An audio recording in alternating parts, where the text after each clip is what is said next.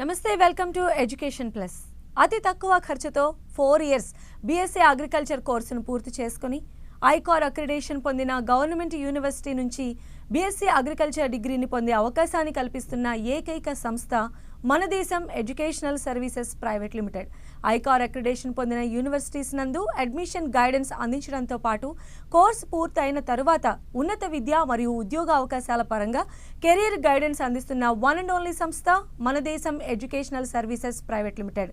గత 20 సంవత్సరాలుగా ICAR accreditation పొందిన కాలేజెస్లో మాత్రమే అడ్మిషన్ గైడెన్స్ అందిస్తూ బీఎస్సీ అగ్రికల్చర్ కోర్స్ కేవలం ఐకార్ అక్రిడేషన్ పొందిన యూనివర్సిటీ నుండి మాత్రమే పూర్తి చేయాలని విద్యార్థులను ఎడ్యుకేట్ చేస్తూ ఎన్నో అవార్డ్స్ పొందింది మన దేశం ఎడ్యుకేషనల్ సర్వీసెస్ ప్రైవేట్ లిమిటెడ్. అందుకే అగ్రికల్చర్ కోర్సులకు కెరీర్ గైడెన్స్ అందించే కన్సల్టెన్సీస్ మన తెలుగు రాష్ట్రాల్లో ఎన్నో ఉన్నప్పటికీ బీఎస్సీ అగ్రికల్చర్ కోర్సుకు సంబంధించిన మరిన్ని వివరాలు తెలియజేయడానికి మనతో పాటు 10TV స్టూడియోలో ఉన్నారు మన దేశం educational services private limited managing director Rajasekhar Reddy గారు. మరి వారిని అడిగి సలహాలు సూచనలు తెలుసుకుందాం. నమస్కారం అండి రాజశేఖర్ రెడ్డి గారు. Welcome to our studio. So main ఈ బీఎస్సీ అగ్రికల్చర్ కోర్స్కి సంబంధించి అంటే ఇతర కన్సల్టెన్సీస్తో పోలిస్తే మన దేశమే ఫస్ట్ ప్లేస్లో ఉంది ఈ కోర్స్తో వేరే స్టేట్కి వెళ్ళి చదువుకోవడానికి. అసలు ఏంటంటారు దీనికి సంబంధించి ఏం చెప్తారు? నో డౌట్ అండి, మన దేశం ఎడ్యుకేషనల్ సర్వీసెస్ ప్రైవేట్ లిమిటెడ్కు ఇంత క్రేజ్ రావడానికి చాలా ఫ్యాక్టర్స్ ఉన్నాయన్నమాట. ఒకటి ముందుగా తీసుకుంటే గనక మనకు ఈ మధ్య కాలంలో అయితే బీఎస్సీ అగ్రికల్చర్ కోర్స్ ప్రమోట్ చేసే కన్సల్టెన్సీస్ అనేది ఎన్నో ఉన్నాయి. అయితే మేము ఇది స్టార్టింగ్లో 2003లో ఎప్పుడైతే ఈ బీఎస్సీ అగ్రికల్చర్ కోర్స్ను ప్రమోట్ చేయడం మొదలుపెట్టామో అప్పుడు వచ్చేసి one and only educational consultancy. So ఆ టైంలో బీఎస్సీ అగ్రికల్చర్ అంటే ముందుగా స్టూడెంట్స్కి గుర్తొచ్చేది మన దేశం ఎడ్యుకేషనల్ సర్వీసెస్ ప్రైవేట్ లిమిటెడ్. దాని తర్వాత కూడా 2010 తర్వాత ఈ కోర్స్కు ఇంకా కాస్త క్రేజ్ పెరిగిన తర్వాత కూడా ఎంతోమంది కన్సల్టెంట్స్ వచ్చేసి ఈ కోర్స్ అనేది ప్రమోట్ చేయడం అనేది జరుగుతూ ఉందండి. అయితే ఇక్కడ మన దేశం ఎడ్యుకేషనల్ సర్వీసెస్ ప్రైవేట్ లిమిటెడ్కు అండ్ అదర్ కన్సల్టెన్సీస్కి వచ్చేసరికి ఇక్కడ చాలా డిఫరెన్సెస్ అనేది ఉన్నాయి. సో మేము పర్టికులర్గా అంటే ఈ 20 ఇయర్స్లో కూడా స్టార్టింగ్ నుండి కూడా బీఎస్సీ అగ్రికల్చర్ కోర్స్ అనేది ఐకార్ అక్రిడియేషన్ ఉన్న యూనివర్సిటీస్ని మాత్రమే ప్రమోట్ అనేది చేస్తూ ఉన్నామండి. సో ఇతర కన్సల్టెన్సీలు తీసుకుంటే చాలా వరకు ఐకార్ అక్రిడియేషన్ ఉన్న యూనివర్సిటీస్ కొంతమంది చేస్తూ ఉంటే దాంతోపాటు కొంతమంది వచ్చేసి నాన్ ఐకార్ యూనివర్సిటీస్ ప్రమోట్ చేసే కన్సల్టెంట్స్ కూడా ఎంతోమంది ఉన్నారనమాట. But one and only educational consultancy ఏదైతే ఉందో మన దేశం ఎడ్యుకేషనల్ సర్వీసెస్ వచ్చేసి బీఎస్సీ అగ్రికల్చర్ కోర్స్ అనేది డే 1 నుండి కూడా ప్యూర్లీ ఐకార్ అక్రిడియేషన్ ఉన్న యూనివర్సిటీస్ మాత్రమే ప్రమోట్ చేస్తూ ఉందన్నమాట. ఇదే కాకుండా మన తెలుగు రాష్ట్రాల్లో స్టూడెంట్స్కి వచ్చేసి గత 10 సంవత్సరాలుగా ఐకార్ అక్రిడియేషన్ ఉన్న యూనివర్సిటీస్లో మాత్రమే జాయిన్ అవుతేనే మనకి ఇక్కడ గవర్నమెంట్ జాబ్స్కి అనేది ఎలిజిబిలిటీ ఉంటుంది అనేసి కూడా చాలా వరకు స్టూడెంట్స్ని ఎడ్యుకేట్ చేయడంలో కూడా సక్సెస్ అయ్యామనేసి కూడా చెప్పొచ్చండి.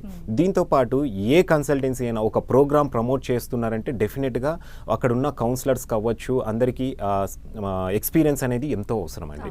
ఎందుకంటే తీసుకుందామండి, కాల్ తీసుకొని మాట్లాడదాము. మేఘన గారు ఉన్నారు నల్గొండ నుంచి. మేఘన గారు మీ డౌట్ అడగండి. మేడం నేను చెప్పండి. అయితే ఇప్పుడు ఐకార్ మొన్న ఎగ్జామ్ రాసింది మేడం. ఓకే, రాస్తే ఇప్పుడు అంటే ఇప్పుడు మన తెలంగాణ స్టేట్ లో ఉన్నదా సార్ ఐకార్ కాలేజ్ యూనివర్సిటీ? తెలంగాణలో ఐకార్ యూనివర్సిటీ ఉంది కదండి సార్, మనకు professor Jayashankar Telangana state agricultural university. Right sir, ఇప్పుడు మీరు అంటున్నారు పాప ఐసీఆర్ ఎగ్జామ్ అనేది రాసింది. సో ఇక్కడ ఐసీఆర్ ఎగ్జామ్ ద్వారా తెలంగాణలో ఏమైనా సీట్లు వచ్చే అవకాశం ఉందా అనేసి మీరు అడుగుతున్నారు. మనకు ఇక్కడ తెలంగాణలో professor Jayashankar state Telangana agricultural university అనేది ఉందండి. సో ఐకార్ ఎగ్జామ్ ద్వారా ఏంటంటే మనకు ఎంసెట్ ద్వారా వచ్చేసి 85% సీట్స్ అనేది ఎంసెట్ ద్వారానే సీట్లు అనేది మొత్తం ఫిలప్ చేయడం అనేది జరుగుతుందండి. సో మనకు తెలంగాణలో చూసుకుంటే 6 గవర్నమెంట్ కాలేజెస్ ఉన్నాయి. వీటిల్లో 85% సీట్స్ మొత్తం కూడా ఏపీ మనకు టీఎస్ ఎంసెట్ నుండి ఉంటాయండి. అండ్ 15% సీట్స్ ఏవైతే ఉన్నాయో ఆల్ ఓవర్ ఇండియా జరిగే ICAR entrance examination AIWA UG exam ఏదైతే ఉందో దీని ద్వారా ఫిలప్ చేయడం జరుగుతుందండి. సో ఏఐడబ్ల్యూఏ యూజీ ఎగ్జామినేషన్ వచ్చేసి 600 మార్క్స్కి అనేది కండక్ట్ చేయడం జరుగుతుందండి. ఈ 600 మార్క్స్లో ఎవరికైతే మెరిట్ ర్యాంక్ వస్తుందో ఆల్ ఓవర్ ఇండియా తీసుకుంటే కనుక మనకు అన్ని గవర్నమెంట్ యూనివర్సిటీస్లో కలిపి 850 సీట్స్ వచ్చేసి అప్రాక్సిమేట్గా ఐకార్ ఎగ్జామ్ ద్వారా అనేది అలొకేట్ చేయడం జరుగుతుందండి. సో మెరిట్ ర్యాంక్ ఎవరికైతే ఉంటుందో అటువంటి స్టూడెంట్స్కి అనేది మెరిట్లో సీట్ అనేది ఇవ్వడం జరుగుతుందండి. దీనికి టీఎస్ ఎంసెట్తో సంబంధం లేకుండా సపరేట్గా ఐకార్ కౌన్సిలింగ్ అనేది జరుగుతుందండి. కౌన్సిలింగ్కి అప్లై చేసుకొని స్టూడెంట్ కౌన్సిలింగ్లో పార్టిసిపేట్ చేయవలసి ఉంటుందండి. ఓకే, నెక్స్ట్ కాలర్ జ్యోతి గారు ఉన్నారండి. జ్యోతి గారు. Sir good afternoon sir. Good afternoon అండి. ఇప్పుడు కాలేజెస్ ఉంటాయి కదా సార్ మహారాష్ట్రలో, మ్మ్. వాటికి కంపల్సరీగా ఐకార్ ఉంటాయా? రైట్ అండి, చాలా మంచి క్వశ్చన్ అడిగారండి. చాలా వరకు స్టూడెంట్స్ వచ్చేసి అంటే ఎక్కడ ఐకార్ అక్రిడియేషన్ ఉన్న కాలేజెస్ ఉన్నాయి అంటే చాలా వరకు కొంతమంది ఐకార్ ఉందని చెప్పి జాయిన్ చేయించడం, అక్కడికి వెళ్ళిన తర్వాత చూస్తే ఐకార్ లేకపోవటం, ఇట్లాంటి వాటి వల్ల ఎక్కువగా కన్ఫ్యూజ్ అవుతూ ఉన్నారు.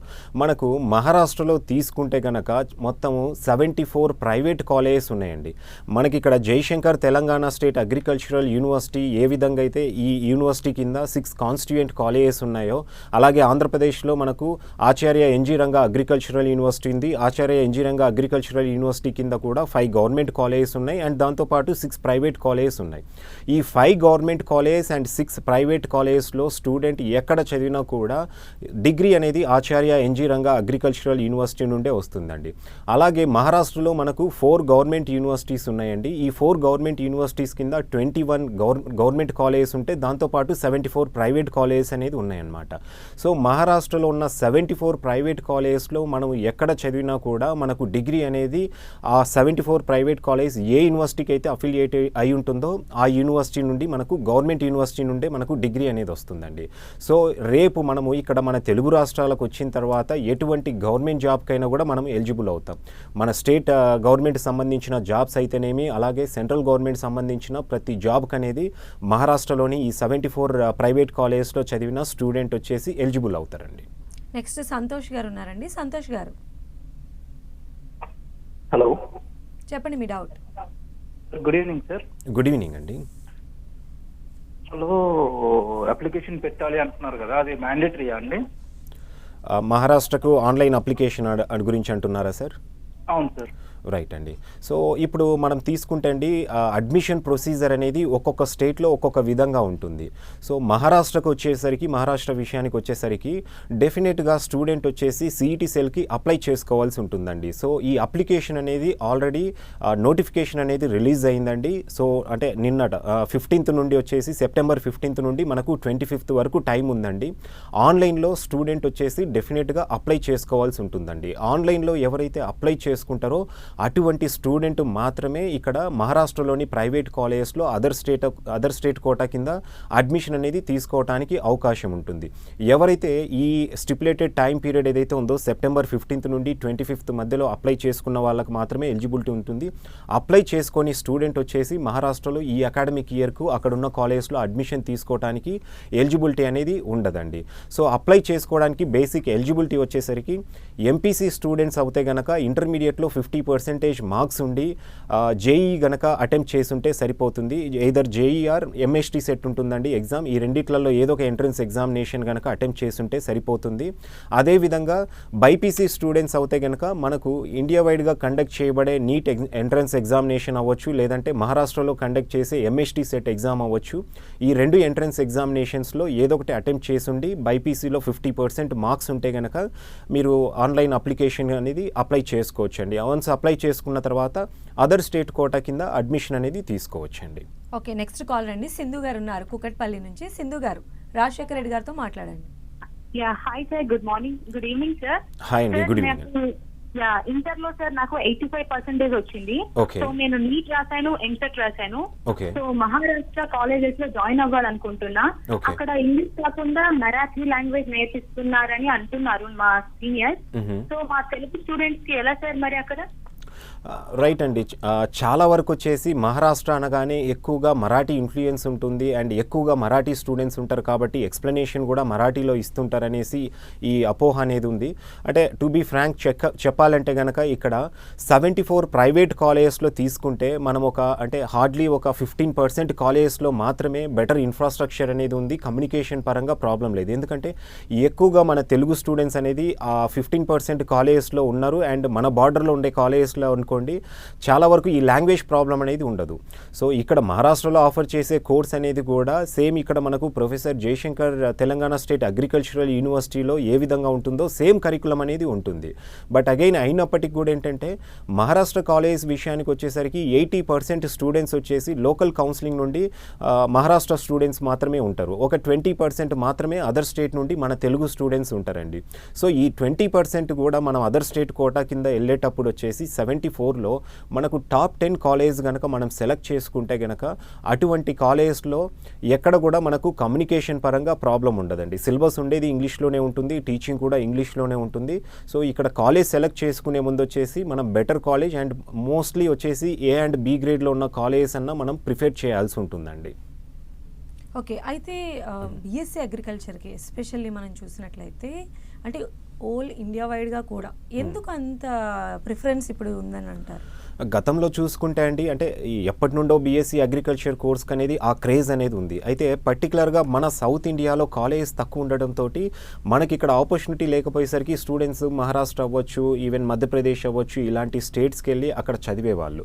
అయితే ఇప్పుడు ఇండియా వైడ్గా కూడా నాట్ ఓన్లీ మన సౌత్ ఇండియానే కాదండి, ఈవెన్ నార్థన్ పార్ట్లో తీసుకున్నా కూడా, ఇప్పుడు నార్త్ ఈస్ట్లో తీసుకున్నా కూడా బీఎస్సీ అగ్రికల్చర్ కోర్స్కి అనేది మంచి క్రేజ్ అనేది ఏర్పడిందండి.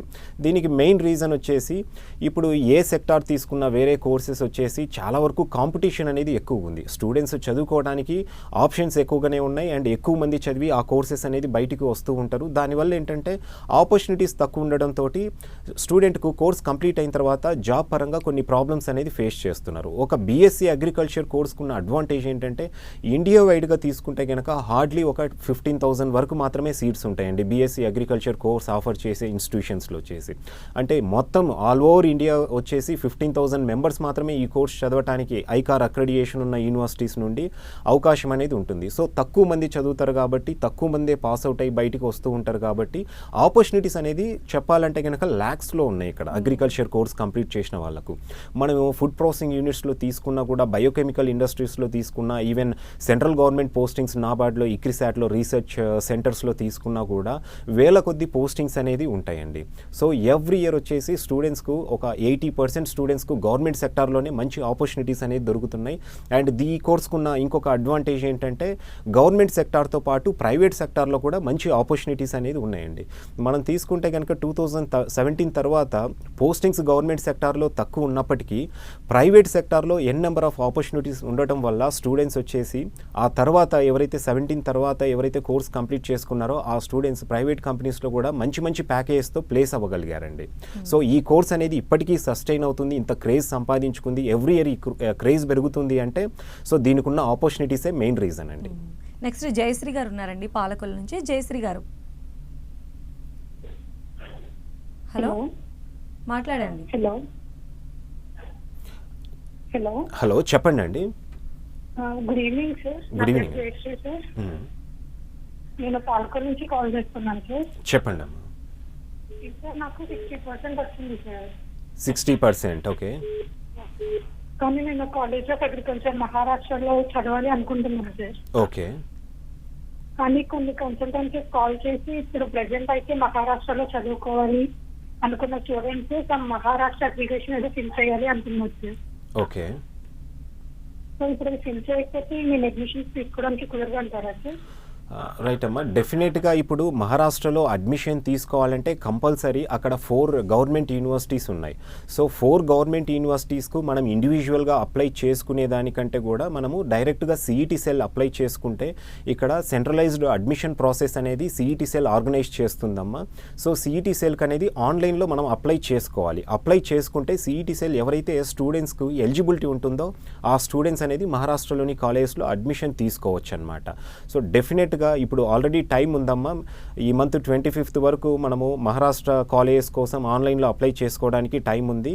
సో మీరు ఆన్లైన్లో అప్లై చేసుకోండి, ఇప్పుడు టైం ఉంది. ఇన్ కేస్ మీకు అప్లికేషన్లో కూడా ఏదైనా ప్రాబ్లమ్స్ మీరు ఫేస్ చేస్తున్నా, ఏదైనా సపోర్ట్ కావాలన్నా కూడా స్క్రీన్ మీద ఉన్న నెంబర్స్కి మీరు కాల్ చేస్తే కనుక మా బ్యాక్ అండ్ టీమ్ మీకు అప్లికేషన్ ప్రాసెస్ గురించి డీటెయిల్డ్గా ఎక్స్ప్లెయిన్ చేస్తారమ్మా. అలానే రాజశేఖర్ రెడ్డి గారు, ఇంత డిమాండ్ ఉన్నటువంటి డిగ్రీ చేయడానికి జనరల్గా ప్రాక్టికల్ ఇన్ఫ్రాస్ట్రక్చర్ అన్ని రకాలుగా ఉండాలి, ఫెసిలిటీస్. ఇంత ఫెసిలిటీ ఉంది అంటే ఖర్చు కూడా ఎక్కువగా ఉంటుంది. బట్ మీరు చెప్తున్నారు తక్కువ ఖర్చుతోనే మంచి ఐకార్ అక్రిడేషన్ ఉన్న కాలేజెస్లో నాణ్యమైన విద్య ఎంతవరకు సాధ్యం అంటారు? చాలామందికి అంటే బీఎస్సీ అగ్రికల్చర్ కోర్స్ అంటే కొన్ని లక్షల్లో ఖర్చు అవుతుంది, మనం అఫోర్డ్ చేయలేమనేసి చాలామంది బ్యాక్ స్టెప్ వేస్తూ ఉంటారండి. అయితే బీఎస్సీ అగ్రికల్చర్ కోర్స్ వచ్చేసి ఈ మధ్య కాలంలో మనము 2018 తర్వాత తీసుకుంటే ఆల్మోస్ట్ ఒక 10 ప్రైవేట్ యూనివర్సిటీస్ కూడా కొత్తగా ఐకార్ అక్రెడియేషన్ అనేది వచ్చింది. ఈవెన్ మనకు తమిళనాడులో కూడా 2015 తర్వాత తీసుకుంటే అంతకుముందు తమిళనాడు అగ్రికల్చరల్ యూనివర్సిటీ కింద ప్రైవేట్ కాలేజెస్ అనేది 5-6 మాత్రమే ఉండేటివి. సో ఇప్పుడు ఆల్మోస్ట్ తమిళనాడులో కూడా 25 ప్రైవేట్ కాలేజెస్ అయిపోయి అండ్ మహారాష్ట్రలో కూడా 4 గవర్నమెంట్ యూనివర్సిటీస్ కింద 74 ప్రైవేట్ కాలేజెస్ అనేది ఉన్నాయండి. సో కాలేజ్ ఆప్షన్స్ అనేది పెరిగాయి. సో ఒకప్పటిలాగా ల్యాక్స్లో కాకుండా ఫీజెస్ అనేది ఇప్పుడు చూసుకుంటే కనుక మహారాష్ట్రలో మనకు కంప్లీట్ 4 ఇయర్స్ వచ్చేసి కాలేజ్ ఫీ అయితేనేమి హాస్టల్ అయితేనేమి అన్నీ కలిపి కూడా 4.5 lakhs నుండే మనకు స్టార్ట్ అవుతాయి టోటల్ 4 years కండి కోర్స్ డ్యూరేషన్. అంటే కాలేజ్ ఫీ అవుతేనేమి హాస్టల్ ఫీ అవుతేనేమి అండ్ అక్కడ examination fees and other miscellaneous fees అన్నీ కలిపి కూడా 4.5 lakhs నుండి మనకు కాలేజెస్ అనేది దొరుకుతాయి అన్నమాట.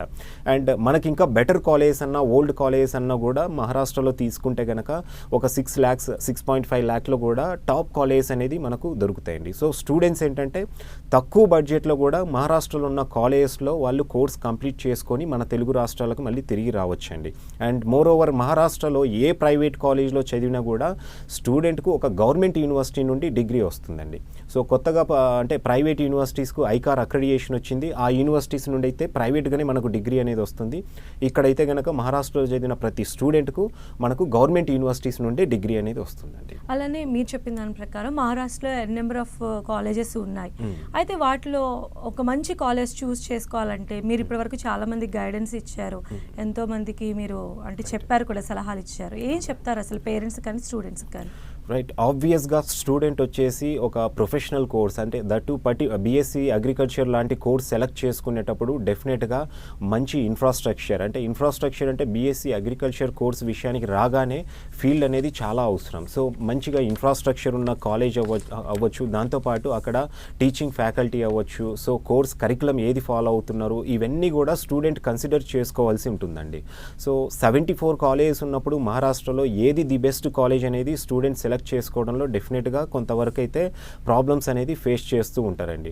సో మన దేశం ఎడ్యుకేషనల్ సర్వీసెస్లో మా దగ్గర ఉన్న కౌన్సిలర్స్ వచ్చేసి ఆల్మోస్ట్ మినిమం ఒక 5 to 10 years ఎక్స్పీరియన్స్ ఉన్న కౌన్సిలర్స్ అనేది ఉన్నారండి. సో ప్రతి ఒక్కరికి అగ్రికల్చర్ కోర్స్ ఏ ఫార్మాట్లో ఉంటుంది, ఏ కాలేజ్లో ఏ కరికులం అనేది ఫాలో అవుతున్నారు, అక్కడ ఫ్యాకల్టీ ఎలా ఉన్నారు ఫ్యాకల్టీ అనేది, సో ఇటువంటివన్నీ కూడా ట్రైన్ అయిన స్టాఫ్ ఉన్నారు. కాబట్టి స్టూడెంట్స్ ఎవరైతే మా ఆఫీస్కు విజిట్ చేస్తారో వాళ్ళందరికీ కూడా అంటే వాళ్ళ క్యాపబిలిటీ బట్టి వాళ్ళకు అంటే స్టూడెంట్ ఇంటర్మీడియట్లో వచ్చిన మార్క్స్ బేస్ చేసుకొని ఇక్కడ ఈ కోర్స్ అసలు సెలెక్ట్ చేసుకుంటే తను చదవగలుగుతాడా లేదా అండ్ ఎటువంటి కాలేజ్ సెలెక్ట్ చేసుకోవాలి స్టూడెంట్ మైండ్ సెట్ బట్టి ఒక మంచి ఇన్స్టిట్యూషన్ అనేది మేము సజెస్ట్ చేయడం జరుగుతుందండి. దాంతోపాటు మేము ప్రమోట్ చేసే కాలేజెస్ అన్నీ కూడా ఈ 74 ప్రైవేట్ కాలేజెస్లో కూడా ఆల్మోస్ట్ టాప్ 20 కాలేజెస్ని ఎక్కువగా ప్రమోట్ చేస్తూ ఉన్నామండి. సో స్టూడెంట్ ఏంటంటే డెఫినెట్గా ఈ టాప్ 20 కాలేజెస్కి వెళ్ళినప్పుడు ఆబ్వియస్గా టాప్లో ఉన్నాయంటేనే అక్కడ మంచి ఇన్ఫ్రాస్ట్రక్చర్ అనేది ఉందనేసి అండ్ మంచి ఎడ్యుకేషన్ ఉందనేది అండి. సో టాప్ 20 కాలేజెస్ కనుక స్టూడెంట్స్ సెలెక్ట్ చేసుకుంటే ఎటువంటి ప్రాబ్లం ఉండదు.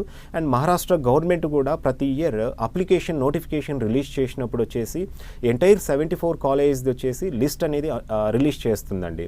సో ఏ కాలేజు ఏ గ్రేడ్లో ఉంది అనేది కూడా వాళ్ళు మెన్షన్ చేస్తారు. టోటల్ 4 గ్రేడ్స్లో కాలేజెస్ అనేది డివైడ్ చేయడం జరుగుతుందండి. A B C D grade అనేసి 4 గ్రేడ్స్లో ఉంటాయి.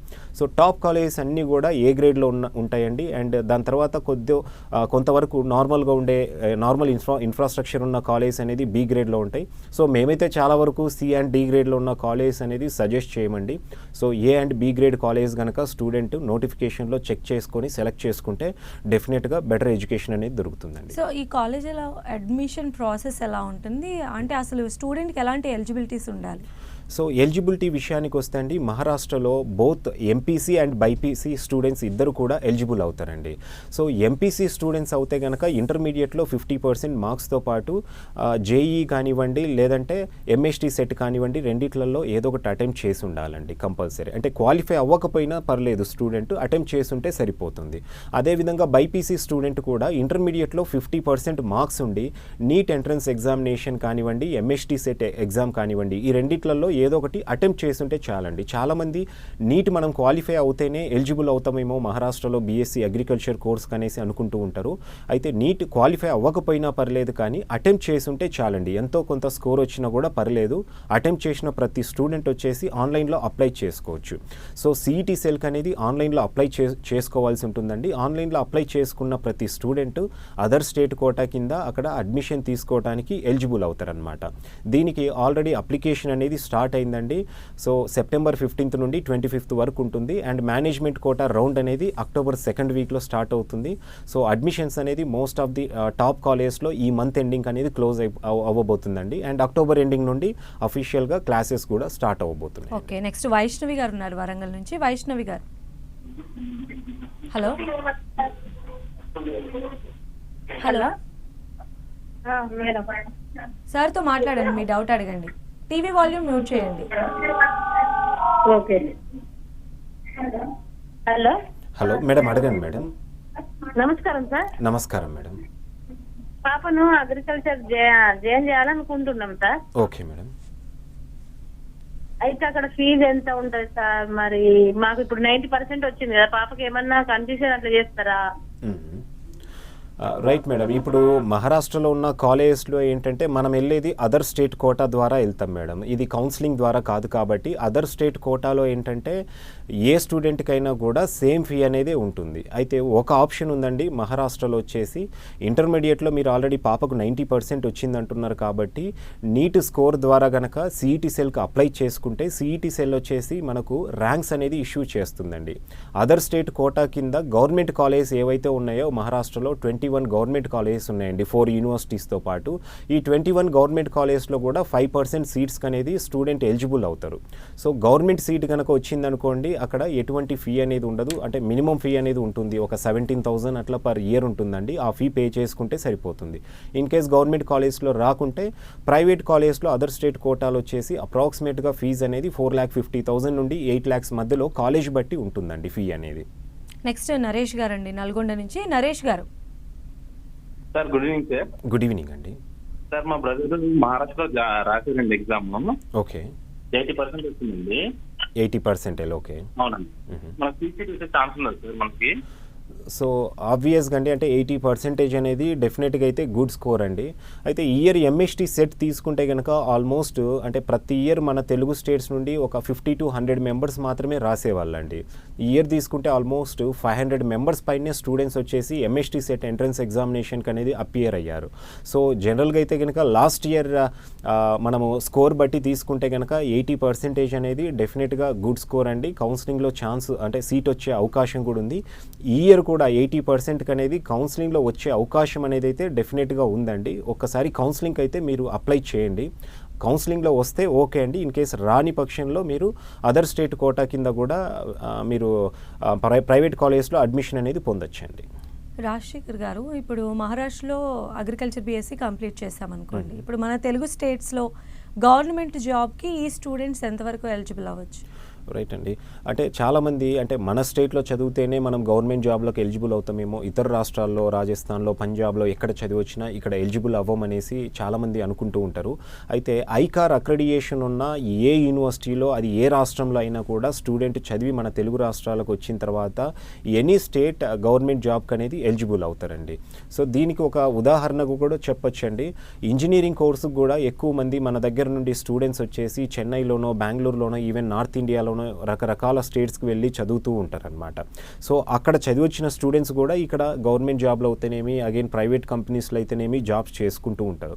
అదేవిధంగా బీఎస్సీ అగ్రికల్చర్ కోర్సుకు కూడా మనం ఏ స్టేట్కి వెళ్ళినా, అది పంజాబ్ అయినా మధ్యప్రదేశ్ అయినా మహారాష్ట్ర అయినా తమిళనాడు అయినా ఎక్కడ చదువుకున్నా కూడా స్టూడెంట్ అంటే ఒకటి గుర్తుపెట్టుకోవాల్సింది ఏంటంటే ఏ స్టేట్కి వెళ్ళినా అక్కడ ఐకార్ అక్రెడిటేషన్ ఉన్న యూనివర్సిటీ నుండి కనుక చదువుకొని స్టూడెంట్స్ ఇక్కడికి వస్తే ప్రతి గవర్నమెంట్ జాబ్కి ఎలిజిబుల్ అవుతారండి స్టూడెంట్.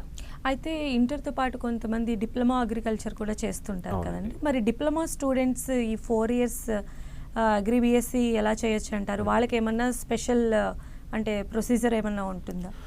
రైట్ అండి. ఇప్పుడు ఇంటర్మీడియట్ స్టూడెంట్స్కి అనేది ఒక సపరేట్ ప్రొసీజర్ ఉంటుంది. అగైన్ డిప్లొమా స్టూడెంట్స్ వచ్చేసరికి డిప్లొమాలో కూడా డిప్లొమా ఇన్ అగ్రికల్చర్ అయితేనేమి, seed technology, horticulture, organic farming చేసిన స్టూడెంట్స్ వచ్చేసి ఇక్కడ మన తెలుగు రాష్ట్రాల్లో అనుకోండి అగ్రిసెట్ అనేది ఎంట్రన్స్ ఎగ్జామినేషన్ రాయవలసి ఉంటుంది. అగ్రిసెట్ ద్వారా వాళ్ళు సీట్లు అనేది సంపాదించవచ్చు. ఇక్కడ ఇన్ కేస్ ఇక్కడ చాలా తక్కువ సీట్స్ ఉన్నాయి కాబట్టి అగ్రిసెట్ ద్వారా స్టూడెంట్స్ ఇతర రాష్ట్రాలకు వెళ్ళి చదువుకోవాలంటే కనుక డెఫినెట్గా వాళ్ళకు ఇంటర్మీడియట్ అనేది కంపల్సరీ ఉండాలండి. ఎందుకంటే డిప్లొమా బేసిస్ మీద మనము మన తెలుగు రాష్ట్రాల్లో చదువుకోవచ్చు. ఎందుకంటే ఇప్పటి వరకు మన దగ్గర డిప్లొమా కోర్స్ అనేది తెలుగు మీడియంలో ఉంది, లోకల్ లాంగ్వేజ్లో ఉంది. ఇతర రాష్ట్రాలకు వెళ్ళినప్పుడు వాళ్ళు డెఫినెట్గా ఈక్వల్ టు ఇంటర్మీడియట్ లాగా డిప్లొమాను ట్రీట్ చేయాలంటే అది ఇంగ్లీష్ మీడియం కోర్స్ అయి ఉండాలండి. సో మన దగ్గర తెలుగు మీడియం ఉంది కాబట్టి ఇతర రాష్ట్రాలు అంటే మహారాష్ట్ర అయినా, తమిళనాడు అయినా లేదా మధ్యప్రదేశ్ అయినా ఎక్కడికైనా వెళ్ళి స్టూడెంట్ చదవటానికి ఎలిజిబిలిటీ అయితే ఉండదండి. కాకపోతే ఈ మధ్యకాలంలో మన తెలుగు రాష్ట్రాల నుండి చాలా వరకు స్టూడెంట్స్ వచ్చేసి ఓపెన్ ఇంటర్ అనేది అప్లై చేసి రాస్తున్నారండి. సో ఓపెన్ ఇంటర్ అనేది ఏంటంటే ప్రతి ఇయర్ దీనికి నోటిఫికేషన్ అనేది అక్టోబర్, నవంబర్లో రిలీజ్ అవుతుందండి. ఆ టైంలో స్టూడెంట్ కనుక అప్లై చేసుకొని మళ్ళీ ఏప్రిల్లో, మేలో అలాగా ఓపెన్ ఇంటర్ ఎగ్జామినేషన్స్ అనేది కండక్ట్ చేయబడతాయి. సో ఆ ఓపెన్ ఇంటర్లో కనుక స్టూడెంట్ పాస్ అవుతే అది ఈక్వల్ టు ఇంటర్మీడియట్ అండి. మహారాష్ట్రలో అవ్వచ్చు, బయట మధ్యప్రదేశ్, పంజాబ్ లాంటి స్టేట్స్లో అవ్వచ్చు, తమిళనాడులో అవ్వచ్చు, ఈ ఓపెన్ ఇంటర్ బేస్ మీద స్టూడెంట్ వచ్చేసి మహారాష్ట్రలో అడ్మిషన్ అనేది అయితే తీసుకోవచ్చండి. దాదాపుగా అయితే ఒక 80% స్టూడెంట్స్కి ఈ అవేర్నెస్ అనేది ఈ మధ్య కాలంలో ఉందండి. చాలా వరకు ఓపెన్ ఇంటర్ రాసి అయితే వాళ్ళు ఇతర రాష్ట్రాలకు వెళ్ళి అడ్మిషన్ అనేది తీసుకుంటున్నారు. Okay right, thank you so much అండి రాజశేఖర్ రెడ్డి గారు. ఇది ఇవాల్టి ఎడ్యుకేషన్ ప్లస్. చూస్తూనే ఉండండి 10 TV.